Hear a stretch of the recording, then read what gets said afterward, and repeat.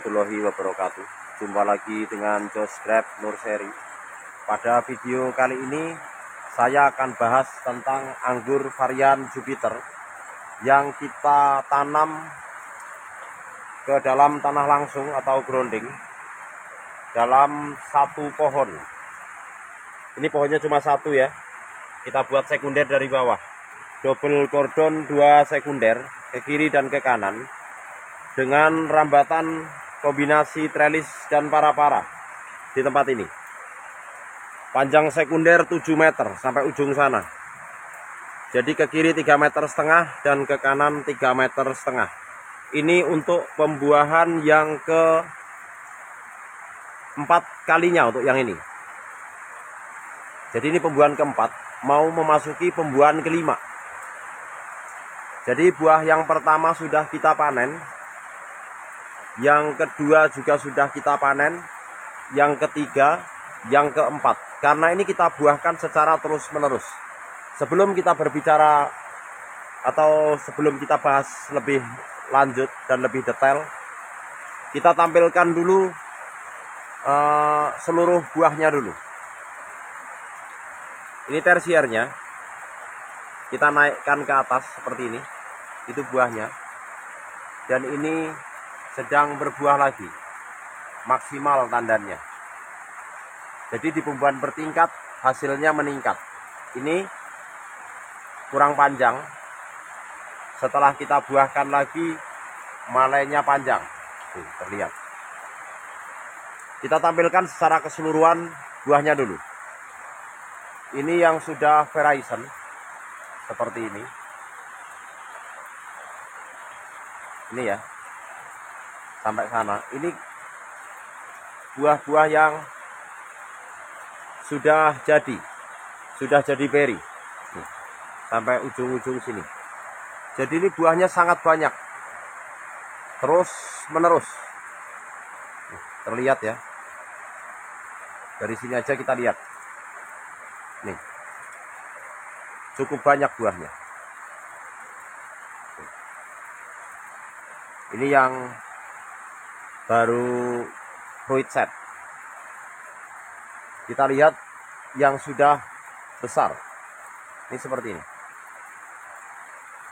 Gede pandannya nih. Ini lihat. Besar. Nih. Ini di fase Verizon atau perubahan warna. Padat tetapi tidak kerak. Karena kita menggunakan pupuk kalsium secara spray.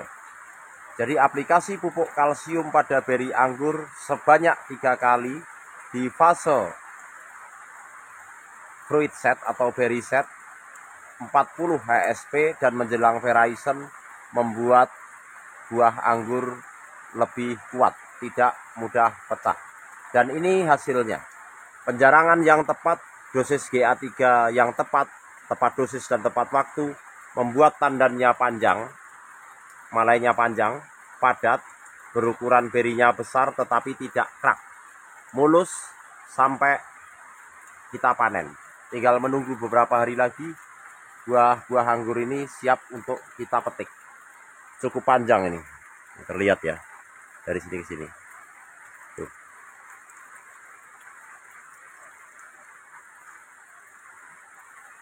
Gede buahnya. Nih. Ini yang di sebelah sini aja. Jadi tampilannya seperti ini jika kita tampilkan dari arah sini. Ini ya. Terlihat. Tuh. Ini yang di sebelah sini. Inilah salah satu varian wajib yang harus rekan-rekan miliki. Dan varian ini saya kembangkan secara on-road di kebun kami, Jos Grab Nur Seri. Baik lokasi 1, 2, 3, dan 4. Secara keseluruhan saya kembangkan on-road. Kalau lokasi 1, sebagian besar sudah kita ganti on-road. Meskipun awalnya menggunakan berbagai rostock, karena hasil terbaiknya untuk varian ini adalah on-road, kita kembangkan secara on-road. Ini yang di sekunder ke kanan atau double cordon 2 sekunder, ini sekunder yang ke kanan. Seperti ini tampilan buahnya, cukup ramai dan terus bertambah karena kita memang melakukan pembuahan bertingkat ya, terus menerus. Oke, kita berpindah ke sekunder yang sebelah kiri. Ini bisa kita lihat ini. Seperti ini hasilnya, tandannya maksimal. Seperti inilah tandan maksimalnya varian anggur Jupiter yang kita buahkan secara terus menerus.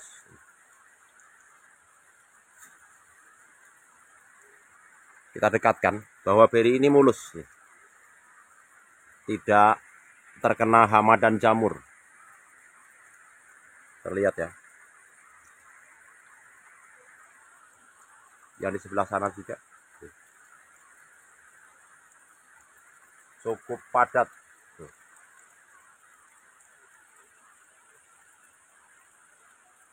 Tuh, masih berbuah lagi sampai ujung-ujung sana. Jika kita lihat dari sini maka tampilannya akan seperti ini sampai ujung sana. Tuh, ini rambatan kombinasi trellis dan para-para.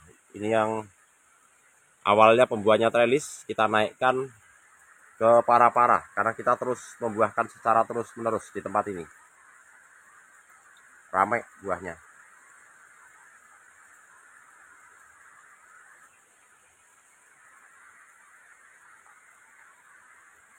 Pemupukannya, kita hanya menggunakan PSB 1 minggu sekali, 200 ml per 10 liter air, NPK Ponska Plus 2 sendok makan 3 minggu sekali. Kita taburkan ke sekitar perakaran. Dan kita hanya aplikasikan pupuk generatif secara spray 1 kali 3 minggu sebelum kita melakukan pemangkasan lanjutan. Kapan pemangkasan lanjutan dilakukan? Pada saat, nah seperti ini, sudah kita pangkas ya, ini sudah berbuah. Ujungnya sudah panjang. Nah nih, seperti ini. Sebelum kita melakukan pemangkasan pembuahan lanjutan, minimal 15 daun dari sana, ini pucuk kita potong. Kita hentikan seperti ini. Oke. Nah, seperti ini. Ketika daun terujung ini, nah ini, daun terujung ini sudah sama dengan daun yang di sini, baru kita lakukan pemangkasan di bat ke-6 setelah buah. Ini buahnya. 1, 2, 3, 4, 5, 6. Di sana kita akan melakukan pemangkasan pembuahan kembali setelah daun terujung sama dengan daun yang berada di dekat buah ini. Itu yang kami lakukan.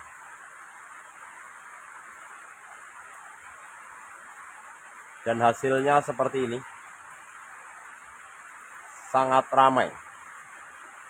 Pengaplikasian fungisida dan insektisida di tempat ini karena kita pakai atap UV, hanya saya lakukan jika diperlukan saja. Kira-kira ada jamur baru saya spray, jika tidak saya biarkan. Itu. Dan di saat fase buah Verizon seperti ini, kita tidak menggunakan fungi dan insek sama sekali. Dan buah ini kita bungkus dengan fruit cover. Fruit cover yang kita buat hanya fruit cover seadanya atau murah nih. Ini dari plastik biasa. Kalau kita belanja di warung, nah itulah plastik seperti ini yang berwarna putih susu. Nih, mulus buahnya. Apa nggak bahaya buat buahnya? Nanti kalau dibungkus pakai plastik seperti ini, buahnya jadi busuk. Ini hasilnya. Ini bukan mainan, tetapi buah anggur beneran. Jadi pertanyaannya terjawab dengan hasil nyata di tempat ini. Ini faktanya, buah yang kita bungkus dengan plastik hasilnya seperti ini. Selagi kita bisa mendapatkan fruit cover dengan biaya yang murah dan kita bisa beli di warung atau menggunakan plastik biasa, kita dapat menekan biaya produksi. Ini ya. Jadi untuk kemarin yang bertanya, itu kan pakai atap UV. Coba kalau tidak pakai atap UV, hasilnya pasti tidak sebagus ini dan tidak mudah. Betul. Menanam anggur di iklim tropis Indonesia dengan curah hujan yang tinggi wajib menggunakan atap UV. Lalu bagaimana jika menanam anggur tanpa atap UV? Bisa.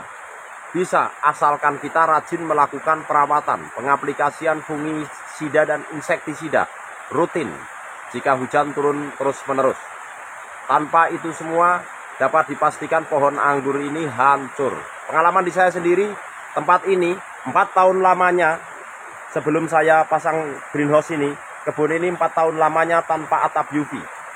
Dan saya hanya bisa buahkan 1 tahun sekali di musim kemarau. Di musim hujan kita tidak berharap banyak. Karena apa? Satu, ketika polinasi sedang terjadi atau penyerbukan sedang terjadi, hujan lebat gagal juga.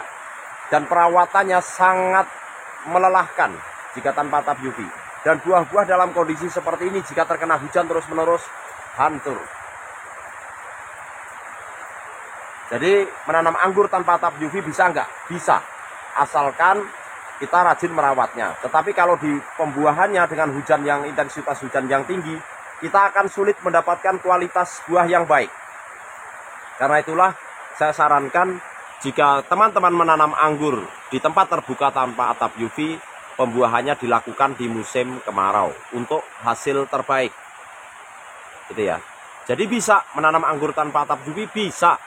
Di tempat ini sudah saya contohkan 4 tahun yang lalu saya tanpa atap UV di kebun ini. Tetapi hari ini sudah seluruhnya saya atap UV karena saya menginginkan panen anggur terus-menerus dan produktivitasnya terus meningkat dari musim ke musim karena seiring dengan banyaknya permintaan buah di kebun kami. Seluruhnya di kebun ini sudah saya pasang atap UV. 10 greenhouse yang kami miliki semuanya kita pasang atap UV sampai ujung-ujung sana. Jadi seperti itu. Karena kecenderungan sia-sia ya kalau kita menanam anggur tanpa atap UV, hujan turun setiap hari dan kita tidak rajin melakukan perawatan, pengaplikasian fungi maupun insektisida. Itu jawabannya. Jadi saya sarankan kalau menanam anggur dengan curah hujan yang tinggi seperti di tempat kami ini, wajib menggunakan atap UV supaya kita berhasil panen anggur 1 tahun minimal 3 kali.